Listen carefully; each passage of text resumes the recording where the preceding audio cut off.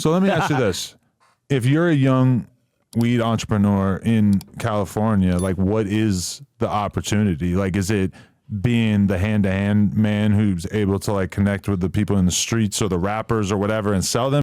Or what would you say is the opportunity? You just need to have a passion and you need to have a vertical niche. If you don't have a niche and a special skills, like if you can't roll donuts or you can't make vapes or you can't grow very small batch flavors or breed or do genetics, if you don't have a niche with this, you're really not going to get in this. Like it's done. Like you can bud tend for 10, 20 years.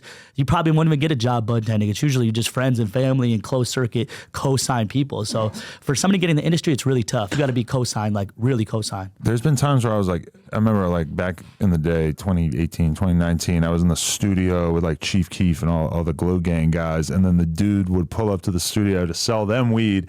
And these guys are the most obnoxiously analytical customers of all time. They want to smell 18 different bags. They want to like feel them, see which one feels like it weighs more, etc.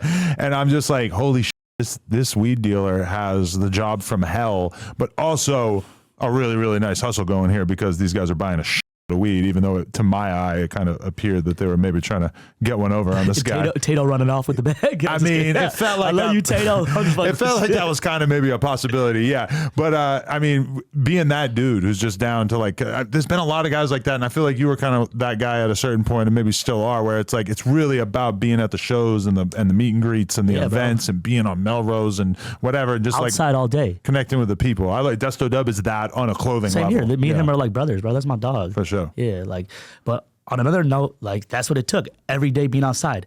My pop-ups have been open for literally a year and a half straight. Every single day we're open. We switch locations every day. I'm open in Chicago. I was about to say, it's not much of a pop-up if it's open every day, yeah. No, but we pop up in different areas. We can pop up over here. We can pop up in the valley, downtown. This is wherever we're at, you know. Definitely. Chicago, Atlanta, New York. So, okay, returning back to the early days of the Snapchat thing. So you weren't worried about getting caught? Was that not even a thought in your mind? Like either by the government or just getting your Snapchat deleted? Just like from being in the system, my stepdad was also an attorney. So like growing up, like I knew kind of the law and shit. Like I was always like around kids that were always in situations, and I was always around like, I guess motherfuckers that just were always paranoid, you know? And so I was like, yo, I can get away with this. You know, it's all theater in the mind. It's like wrestling. You can believe what you want. You know, I can say this on Snapchat or show you this on Snapchat. It could be fake money. It could be fake weed. It's whatever you want to think of it. You see what I'm saying? Until the cops run up in your spot and you got a bunch of weed and money. That's maybe why the money and weed's not in my spot. All right. So it's like, or maybe it's prop money and prop weed in the spot. So you put out one image, but then let's be real, you were actually doing this shit. So you were fucking. Well, no, I know, but hold on. Let me explain something to you, Adam. The minute my Snapchat started growing so fast and I got to like 10,000 viewers, I kept it a little bit kosher and I turned down a lot. So my original Snap followers that follow me, the first 1,000 to 10,000 people, they seen the hottest, most reckless shit. Right. After that, I was able to maneuver a different way. I didn't want to put all the shipping shit out there all day. You're right. I didn't want to put that shit out there all day. That was just like the come up just to really get started, you can say. But weed is like one of the main things that can get your Instagram deleted these days too, right? I feel like bro, I've had to pay for my IG to get back like 25 times, bro. I've got it back 25 times.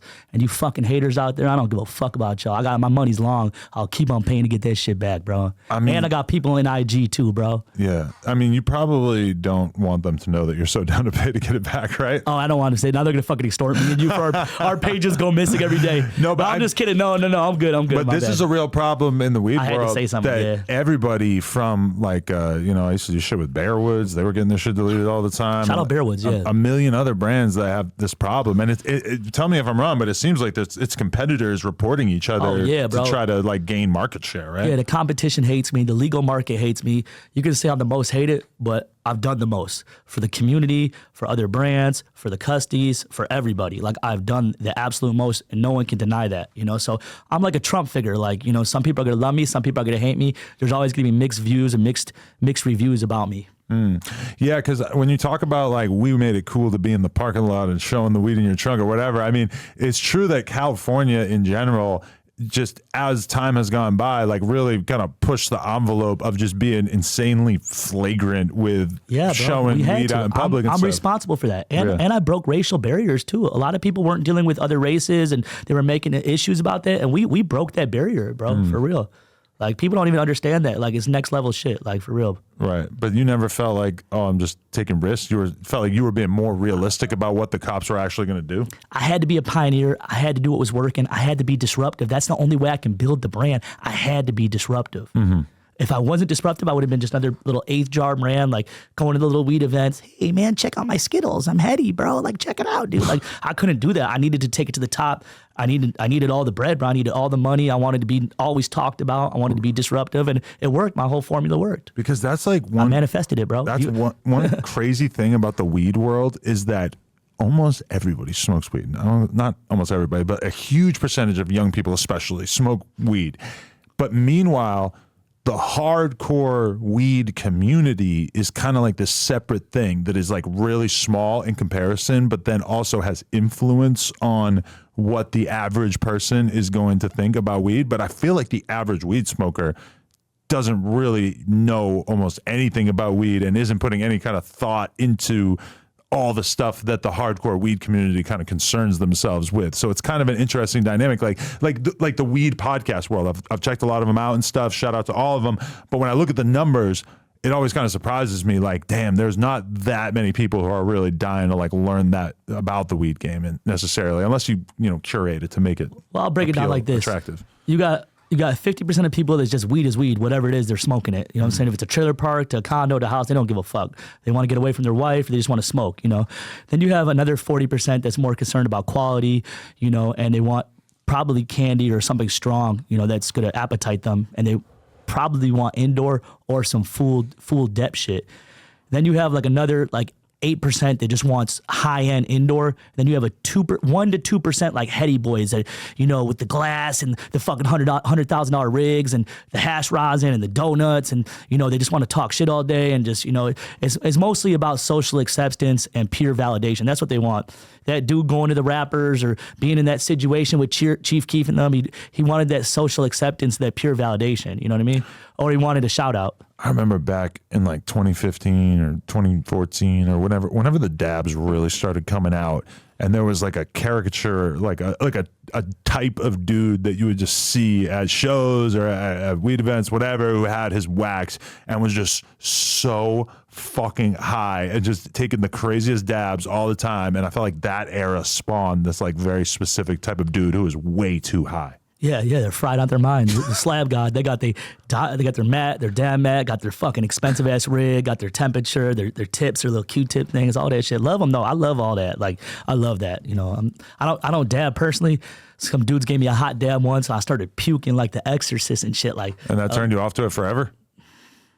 I'll hit the Puffco with my girl here and there and shit, but like I'm not a big dabber anymore. I'll tell you the truth. So what's your favorite way to get high?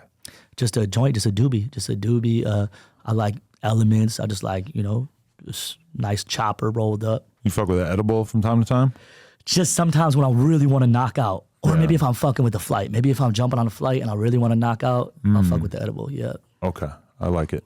Okay, but so have you ever attracted the attention of the law in any serious way? I mean, yeah. Our old studio, they left a note outside the studio. They're like, yo, this is suspicion of cannabis activity, but they never did nothing, So there was some type of, I guess you can say acknowledgement from the law enforcement. But that's pretty much been it, bro. Like, obviously, the police got more things to worry about, bro. It's just weed. It's just fucking weed, you guys. Like, trip out, Trip out. It's just weed. The shit's gonna be legal any day now, and they have bigger things to worry about. I hope I motivate people to come out the closet and say, what do they say? Say it out loud, Adam. I so weed. It's hard to read with the chains all over it. Oh yeah, with the ice. My bad, bro. Let me move that real quick for y'all. So we walk through the airport with this. They know me. TSA knows me. Like, they know me. Yo, what's up? Like, Cali plug. What's up? Taking photos. I'm not even trying to brag about this shit. Like, whatever. Like, it's regular shit. They're humans like us. I'm not out here to get caught, get busted, get beat up, get robbed. I'm not here for that, bro. I'm here to help the community, help the trap world, and put people in a position to win. And that's what the brand's been about since day one, is just helping trappers out. Logistics, connecting with with other trappers and just getting money, bro. And do you feel like you can accomplish what you want to accomplish doing that on a one-to-one basis, or is there a goal to like create, you know, repositories of information online to help people through their struggles in this realm?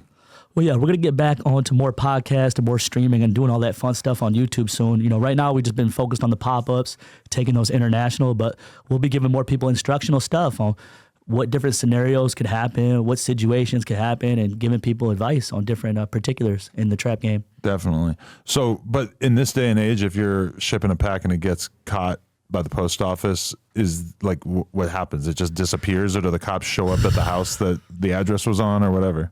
Well, you got to depend on where it's at. Like if it's Which state? Yeah, if it's like a real illegal ass state, like let's just say Myrtle Beach, like South Carolina, like they could stem a whole investigation off that. If the detective's board or whatever the situation, if the postman's involved, if there's a lot of fucking ghost dope shit's been sent, there's been hella boxes sent, like, you know, it's whatever the police department wants to make of it, bro. Right.